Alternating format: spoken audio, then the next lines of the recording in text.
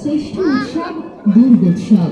এক বছর পরে আবার উনুন এসেছে বাপের বাড়ি, আর তাই তো ঘরের মেয়েকে বরণ করে নিতে আমরা সবাই প্রস্তুত। দুর্গাপুজোর সাথে জড়িয়ে রয়েছে বাঙালির আবেগ, বাঙালির উন্মাদনা।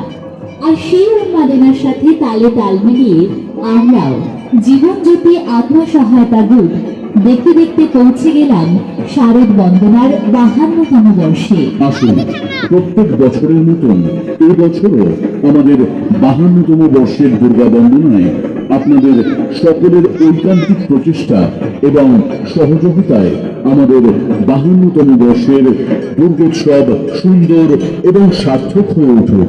এই কামনায় আমরা জীবনজ্যোতি আত্মসহায়তা গ্রুপের পক্ষ থেকে আপনাদের সকলকে আমাদের পুজো প্রাঙ্গণে সাদর আমন্ত্রণ জানাই।